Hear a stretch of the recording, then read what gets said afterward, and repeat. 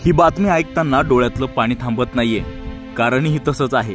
हृदयाला स्पर्श करणारी ही घटना आहे बीड जिल्ह्यातल्या वांगीतली। लेकाला सायकल आणायला जाणाऱ्या बापाचा अपघाती मृत्यू झाला। मृत्यूनंतर कुटुंबाने अवयवदानापासून 7 जणांना जीवनदान दिलं आहे। दुःखाच्या काळोखात लावला माणुसकीचा दिवा। 8 वर्षाचा छोटासा सार्थक गेल्या 6 महिन्यापासून एकच हट्ट करत होता, बाबा सायकल मला पाहिजे। पण लेकाचा हट्ट गोकुळदास पुरवणार तरी कसा, कारण घरी फारशी शेती नाही, त्यातून मिळणारे उत्पन्न तुटपुंजे। पण बापाचं हृदय ते हृदयच असतं।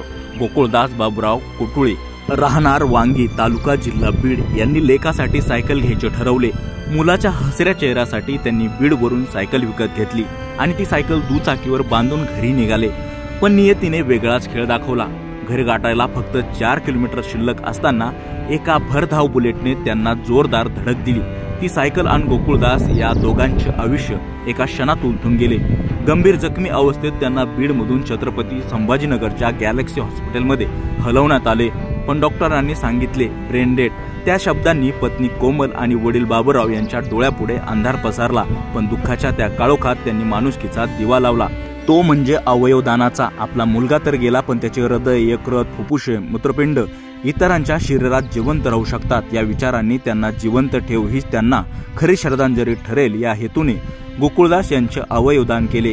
गोकुळदास यांच्या अवयवदानासाठी ग्रीन कॉरिडॉर तयार करण्यात आला होता। कुटुळे कुटुंबियांनी आपल्या दुःखाचे सोने करून दाखवले। आज सार्थककडे सायकल आहे, पण त्याचा बाप त्याच्यासोबत नाही। मात्र बापाचं हृदय अजूनही कुणाच्या तरी आयुष्यासाठी धडधडतंय। ही भावना त्याच्या मुलासाठी एक अभिमानास्पद अशी बाब असल्याचे कुटुंबियांनी यावेळी सांगितले। हृदय यकृत मुंबईकडे पाठवण्यात आलं। गोकुळदास यांचे हृदय हे मुंबईतील रिलायन्स हॉस्पिटलमध्ये पाठवण्यात आले, तर यकृत हे ग्लेनाइक्स रुग्णालयातील एका रुग्णाला देण्यात आल्याची माहिती डॉक्टरांनी दिली। मराठवाड्यात फुफ्फुस अवयवदानाचा पहिलाच हा उपक्रम असल्याचं सांगितलं जाते। गॅलेक्सी रुग्णालयाच्या डॉक्टरांनी दिलेल्या माहितीनुसार मराठवाड्यात पहिल्यांदाच फुफ्फुस दान करण्याची पहिली वेळ आहे।